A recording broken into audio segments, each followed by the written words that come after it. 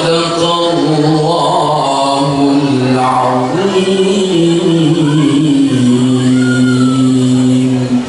Wassalamualaikum warahmatullahi wabarakatuh.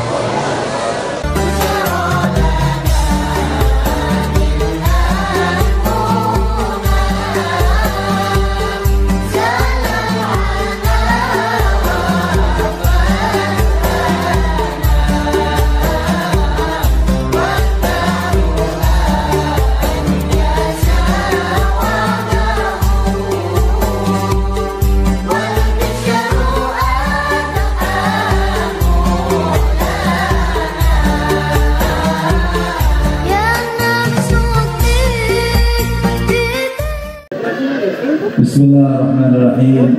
Bismillahirrahmanirrahim. Razzaqil kafi al-ghaniyil wahidil majidil karim. Assalamualaikum warahmatullahi wabarakatuh. Alhamdulillah wa syukrulillah. Wassalatu wassalamu ala Sayyidina Rasulillah Sayyidina Muhammad ibn Abdullah Al-Ghaim bihuquqillah ma dhaqat illa wa farjallah. Allahumma salli ala Sayyidina Muhammadin syamsil mawjudah bi hadhihi al-layla wa fi kulli layla ila akhir as-sa'ah. Allahumma ya daim al-fadl ala al-bariyah يا باسط اليدين بالعطية يا صاحب المواهب السنية صل على سيدنا محمد صل على سيدنا محمد صل على سيدنا محمد خير الورى شجية واغفر لنا يا ذا العلا في هذه الليلة وفي كل الليلة. أما بعد وقال الله سبحانه وتعالى سبحانك لا علم لنا إلا ما علمتنا إنك أنت العليم الحكيم. رب اشرح لي صدري ويسر أمري واحلل عقدة من لساني يفقهوا قولي وثبت لساني واهدي قلبي بحق سيدنا محمد وبحق آله. دستوركم يا أهل الدرك ويا أهل النوبة ويا أهل النور ويا أهل الحل والعقد. Al-Mukarram wal-Muhtaram Al-Habib Abdurrahman bin Kamil As-Segaf, Al-Mukarram wal-Muhtaram Al-Habib Alwi bin Mahdar Al-Bar, Wal-Habib Alwi bin Syekh Al-Bar, para habaib yang tidak bisa saya sebutkan satu persatu, Imam Masjid Nur Sobah, tokoh-tokoh masyarakat sipil ataupun TNI, hadirin wal hadirat yang semoga semuanya kita dirahmati Allah.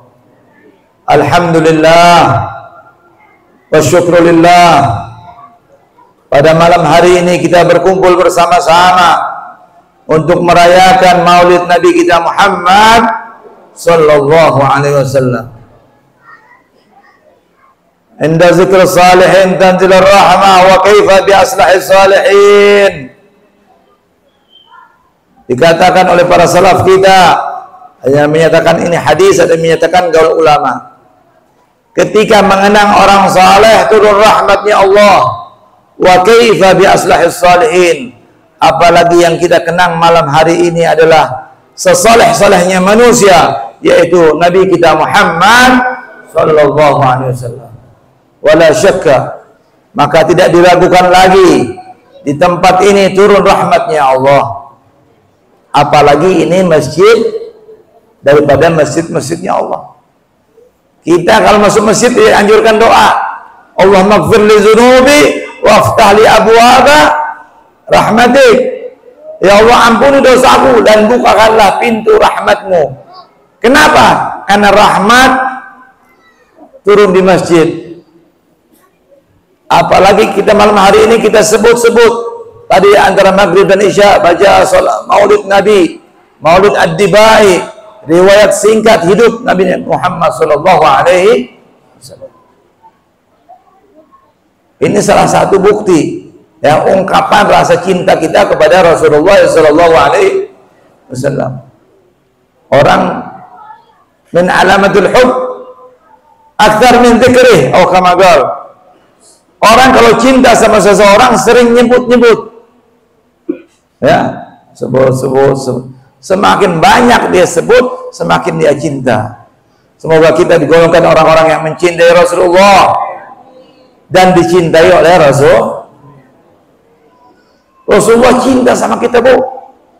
Pak, lebih daripada kecintaan orang tua kita kepada kita, lebih daripada kecintaan diri kita kepada diri kita sendiri. Kita cuma ngurusin makan minum, bagaimana makan enak, tidur enak, dapat fulus, dapat kerjaan, anak istri nafkahnya dikasih, itu. Tapi Nabi kita Muhammad SAW bukan hanya memikirkan zahir, beliau memikirkan batin kita, nasib kita dari dunia sampai di alam kubur, sampai di mahsyar, sampai terakhir kita di siratul mustaqim. Apakah kita bisa melewati? Apakah kita tenggelam di neraka? Nauzubillahi min. Itu Nabi.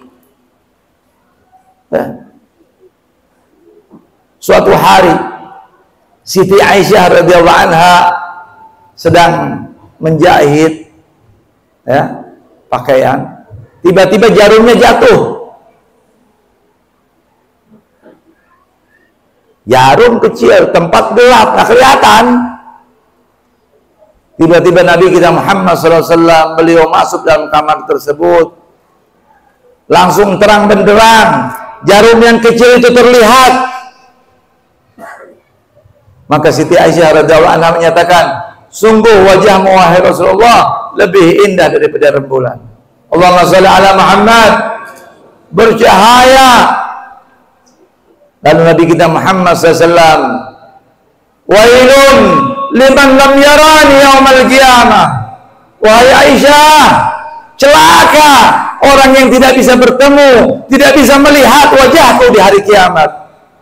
Nauzubillahi min.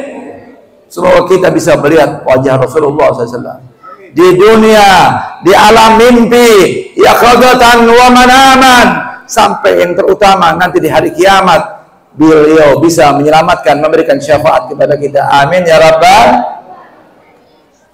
Ini bicara cinta, bicara maulid berarti bicara rasa cinta. Syekh Muhammad bin Ali al-Maliki dibilang aneh kalau orang masih memperdebatkan hukum maulid. Ini maulid bicara cinta tentang Rasulullah, nabimu, kekasihmu, kekasih Allah yang akan menyelamatkan kita di dunia sampai akhirat. Aneh.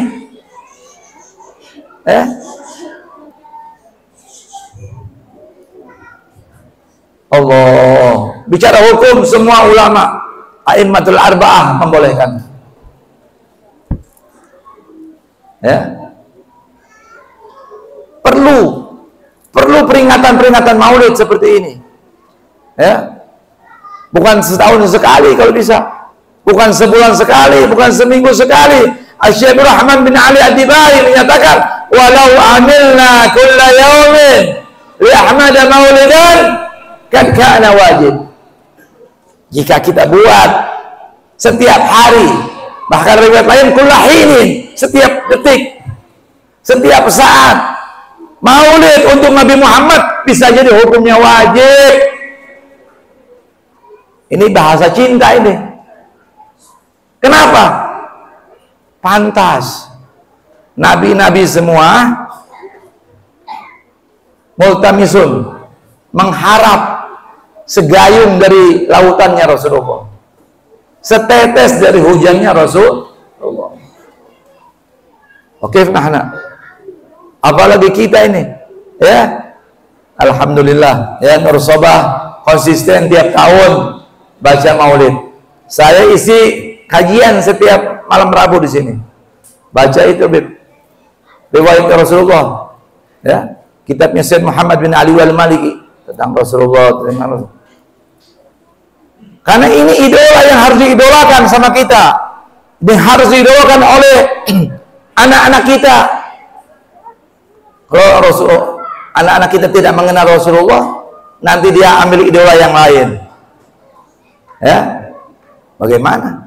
Ya, di zaman Masya Allah, dari tayangan YouTube, Facebook, Instagram, belum TikTok, belum yang lain, saya keteruan. Oh, apakah mereka tidak berdakwah?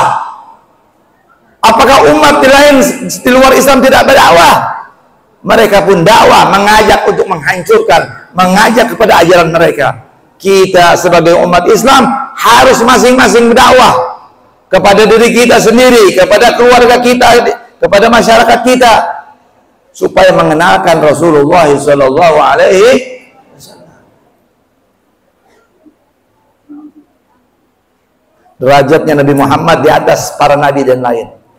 Syekh Al-Imam Al-Busiri dalam gubahan burdahnya beliau menyatakan, faqan nabiyina fi khalqin wa fi khuluqin wa lam yudanu fi ilmin wa la karami wa kulluhum min Rasulillah multamisun gharfan min al-bahri aw rashfan min ad-diyami wa waqifuna ladayhi inda haddihim min nuqtatil ilmi aw min syaklatil hikami. Ini kalau artinya secara garis besar begini deh. Nabi Muhammad mengungguli faqan nabiyina fi khalqin wa fi khuluqin, dalam bentuk rupanya dan dalam akhlaknya. Ya.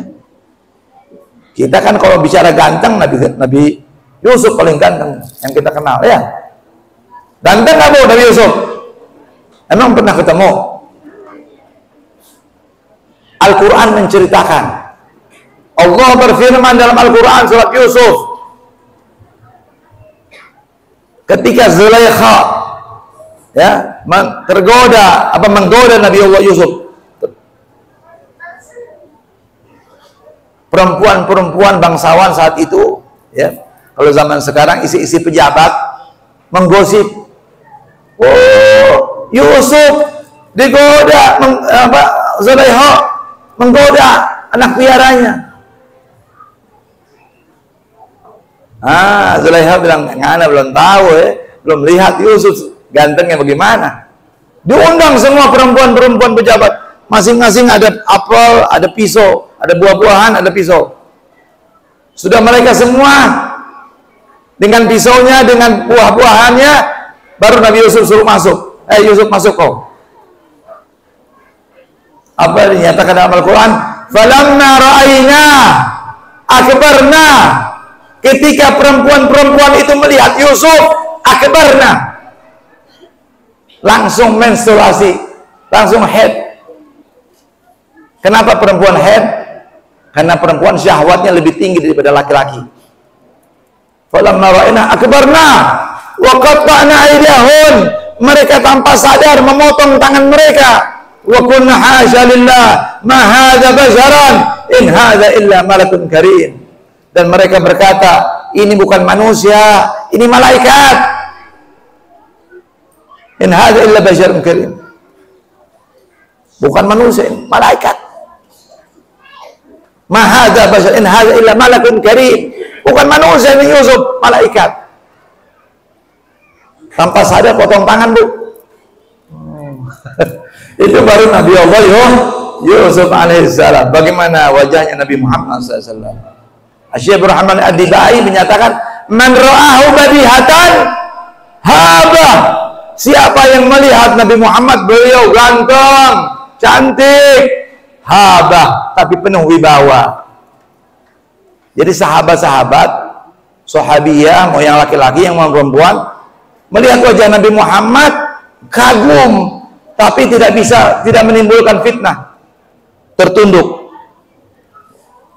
Beliau dikasih wibawa sama Allah. Ini kebesaran Nabi Muhammad SAW. Maka kalau perempuan bisa memotong tangannya karena melihat Nabi Yusuf, maka perempuan di zamannya Rasulullah hancur hatinya karena melihat Rasulullah SAW. Ini secara bicara physically, ya. Faqan nabiyina fi khalqin wa fi khuluqin, Begitu pula Nabi Muhammad mengungguli daripada akhlak daripada para nabi. Semua nabi maksum, berakhlak sama Allah. Tapi di antara para nabi yang paling berakhlak adalah Nabi kita Muhammad. Nabi Muhammad satu makhluk yang tidak pernah protes. Tidak pernah protes kepada Tuhannya. Dikasih anak, cucu baru lahir. Husain bin Ali bin Fatimah Zahra binti Rasul sallallahu alaihi wasallam. Anak sedang lucu-lucunya, sedang gembira Rasulullah sallallahu alaihi wasallam kepada beliau. Tiba-tiba Jibril datang. Wahai Habibullah, wahai Rasulullah, ini cucumu nanti akan dibunuh sama umatmu. Apakah Rasulullah protes? Rasulullah menerima. Nabi kalau doa nggak ada aling-aling, tidak ada ditolak, pasti diterima oleh Allah Subhanahu. Tapi Rasulullah akhlaknya kepada Allah tidak pernah meminta sesuatu yang Allah sudah tentukan. Itu namanya takdir mubrom. Kalau bahasa ilmu tauhid namanya takdir mubrom. Takdir yang tidak bisa dirubah, sudah dicatat di Lauhul Mahfuznya seperti itu. Ya, cuman nanti kita ahli sejarah membahas kenapa sampai terjadi, kenapa ini. Nah, ini. Tapi yang paling penting harus kita garis bawahi, Nabi Muhammad manusia yang paling berakhlak. Bukan hanya kepada manusia, bukan hanya kepada bapak, ibunya, kakeknya, guru, bukan. Tapi akhlak kepada Allah Subhanahu wa taala. Ya. Ini akhlak yang paling tinggi, akhlak kepada siapa? Kepada Allah. Saya punya guru Al-Habib Hasan bin Ahmad Baharun. Itu dulu pegel, tahu pegel? Bahasa Jawa pegel, capek. Pengen selonjor, pengen kasih selonjor, panjangin kakinya. Di oto, di mobil nih. Beliau menyatakan, saya malu mau kasih angkat kaki. Kenapa? Ma yalfid min qaulin illa ladayhi raqibun atid. Tidak terlafaz satu kata kecuali di samping kanan kiri ada raqib, ada atid. Ada malaikat kanan kiri kita. Ini adabnya Rasul, adabnya Ustaz Hasan kepada malaikat. Kemudian ada Allah yang melihat, ada Rasulullah. Allah. Ini adab, akhlak yang perlu ditanamkan sama anak-anak kita. Kita bisa mantau anak-anak di rumah, guru pantau di sekolah. Selebihnya dia berangkat ke mall. Mungkin dia bahkan di kamarnya sendiri bisa mengakses video-video, gambar-gambar yang tidak senonoh. Laula tauhid, kalau bukan karena ihsan, dia merasa dilihat, dipantau oleh Allah. Gimana? Kita nggak bisa. Ya, maka penting sekarang zaman akhir zaman ini harus menanamkan anak-anak kita bagaimana ihsan, anta abudullah ka'annaka tara fa illam takun tara fa innahu, ya Rabb, engkau menyembah Allah seolah-olah engkau melihat Allah. Jika engkau tidak mampu melihat Allah, rasakanlah, maka Allah melihatmu. Tanamin sama anak-anak. Abah, bapak, ibu hanya bisa lihat kamu di sini. Kau di kamar mandi, abah, bapak tidak bisa lihat. Kau di kamar tidur, bapak tidak bisa lihat, ibu tidak bisa lihat. Tapi ingat, Allah melihatmu. Ini, ya. Jadi Nabi kita Muhammad SAW di atas, akhlaknya di atas seluruh para nabi. Dan yang memuji bukan guru, bukan orang tua, bukan kepala sekolah. Kita kan kalau dipuji sama guru kita bisa, weh guru kita guru saya puji. Ya enggak? Saya punya kaligrafi bagus, wah dipuji sama guru, Masya Allah Bagir, kamu punya kaligrafi bagus ya. Lomba antar kelas, dipuji lagi sama kepala sekolah, wah ente punya kaligrafi bagus lagi, sana saya menang itu. Akhirnya antar sekolah bikin lagi perlombaan, Departemen Agama yang puji. tinggian levelnya lebih tinggi. Ini manusia semua, tapi Nabi kita Muhammad sallallahu alaihi wasallam bukan dipuji oleh manusia, bukan dipuji oleh sama malaikat, dipuji oleh Allah. Allah yang puji Nabi kita Muhammad sallallahu alaihi wasallam. Allah nyatakan dalam Al-Quran, wa innaka la'ala khuluqin azim, sesungguhnya engkau betul-betul dalam keluhuran akhlak yang agung. Allah punya nama Al-Azim, memuji Nabi kita Muhammad dengan akhlak yang azim. Allahumma shalli ala Muhammad. Ini luar biasa ini. Jadi kalau orang-orang di luar Islam mencari-cari aibnya Nabi Muhammad, dia mau cari-cari, nggak perlu. Allah yang puji. Jadi alhamdulillah dengan perayaan Maulid Nabi Muhammad SAW, semoga akhlak kita jadi bagus. Akhlak dibagi dua, Bu. Pak, akhlak nih ada dua. Kita nggak bisa ngikutin akhlak seperti Nabi Muhammad. Akhlaknya azim, agung. Nabi nyatakan dalam sebuah hadis, ittaqillah haitsu ma kunta wa bisayyatal hasanata tamhuha wa khaliqin nas bi khuluqin hasan. Bertakwalah engkau di mana kapan saja engkau berada, dan iringilah keburukan dengan kebaikan, niscaya menghapusnya. Kita kalau bikin dosa baca istighfar, astagfirullah, keluarin kafaroh, baca sedekah, supaya keburukan-keburukan kita ditutup sama Allah. Lalu Nabi nyatakan, wa khaliqin nas bi khuluqin hasan, dan berakhlaklah kepada manusia dengan akhlak yang bagus. Nah, ini akhlak yang bagus mungkin kita bisa, tapi akhlakul azim nggak bisa. Hanya Nabi Muhammad yang punya itu. Sayyidina Ali aja nggak mampu menyifatkan akhlaknya Nabi Muhammad. Ketika ditanya sama orang Badui, bagaimana akhlaknya Nabi Muhammad? Sifli an khuluqin Nabi sallallahu alaihi wasallam. Maka Sayyidina Ali menjawab, sebelum aku ceritakan, sifatkan bagaimana akhlaknya Rasulullah, tolong kamu sifatkan tentang dunia yang kau tahu. Orang Badui ini bingung, dunia sebesar ini mau diceritakan bagaimana? Padahal Allah nyatakan, ad-dunya mata'un qalil, dunia adalah perhiasan yang sedikit. Kata Sayyidina Ali, kalau kamu tidak bisa menceritakan dunia yang kecil ini, bagaimana aku bisa menceritakan akhlaknya Rasulullah yang diceritakan oleh Allah, akhlak yang agung. Allahumma sholli ala Muhammad. Nah, ini akhlak. Akhlak ada dua. Akhlak tabi'i, ada akhlak kasbi. Ada akhlak pembawaan dari lahir, ada akhlak yang dilatih, diusahakan sama kita. Kalau tabi'i biasanya dari genetik. Orang tuanya berani, akhirnya anak jadi berani. Ibunya dermawan, akhirnya anak jadi dermawan.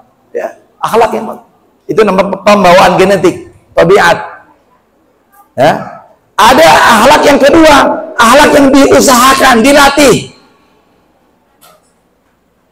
Apa itu? Kita biasakan hadir majelis taklim, kita biasakan bangun tahajud, kita biasakan subuh nggak kesiangan, kita biasakan sholat berjamaah.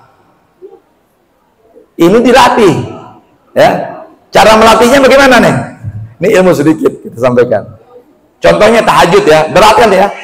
Saya saja merasa berat, apalagi kalau udah capek, aduh subuh nggak kesiangan, udah alhamdulillah. Caranya bagaimana? Dahar nafas, dipaksakan nafsu kita. Kita harus punya tekad, punya niat. Saya mau tahajud setiap malam, bikin alarm atau suruh orang bangunin jam 3, saya bangunkan. 10 hari paksakan. Dia nggak mau, paksa. Bangun, mandi, kasih hilang ngantuk. Nah, kalau udah 10 hari dipaksa, nanti hari ke-11 otomatis. Hatta nggak pakai alarm, bangun sendiri. Nah, nanti ada godaan lagi. Setan ganggu lagi itu. Udah enak, udah bangun dengan Masya Allah, dengan firasat, dengan sendirinya. Setan ganggu lagi. Udah nggak tidur malam masih lama, tidur lagi, tidur. Ya. Akhirnya yang udah bagus jadi jelek lagi. Makanya Nabi nyatakan dalam kitab Bidayatul Hidayah, bangun pagi. Orang yang bangun pagi, akhlaknya bisa bagus. Kalau dia mendengar azan subuh lalu dia tidak bangun, ba'da syaitan fi uzuni. Setan akan mengencingi telinganya. Dan dia akan menjadi jiwa yang jelek, khabith. Coba perhatikan. Orang yang bangun tahajud, bangun subuh, akalnya sehat, akhlaknya bagus. Ya, itu pengaruh. Ya, ini sedikit. Ya, nah ini saya nggak panjang-panjang, ada Ustaz Rahman ini, Masya Allah. Nanti beliau buka pemaparan, ya nggak? Dan jangan lupa hari Minggu acara di Majlis Al Khair wal Barakah, saya undang semuanya, ya. Ya. Dan ada satu doa yang salaf kita ajarkan, kalau bisa dibaca setiap hari. Ya, ada salawat, ada doa. Allahumma sholli ala sayyidina, Allahumma sholli wa sallim ala sayyidina Muhammadin. Salatan tuhassin bihal akhlaq wa tuwassi bihal arzaq. Itu kalau bisa dibaca sehari 100 kali. Ya, itu nanti rezekinya jadi luas. Kalau akhlaknya sudah bagus, rezekinya jadi bagus. Anjir.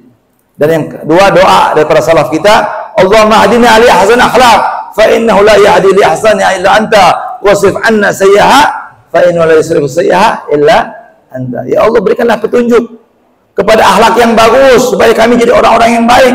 Sekarang tidak bisa memberikan petunjuk kecuali Engkau, ya.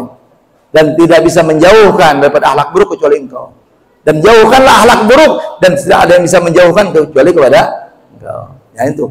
Usaha udah, doa udah, insya Allah selama kita duduk di majlis-majlis seperti ini, tanpa terasa akhlak kita menjadi bagus dan kita meninggal dalam keadaan husnul khatimah. Kualitas yang paling bagus imannya, kualitas paling bagus ilmunya, amalnya, itu yang disebut dengan husnul khatimah. Dan husnul khatimah bertingkat-tingkat, berderajat. Ini saya kurang lebih saya sampaikan. Semoga bermanfaat. Wabillahi taufiq hidayah, wallahul muwaffiqul mu'in. Wassalamualaikum warahmatullahi wabarakatuh. Waalaikumsalam.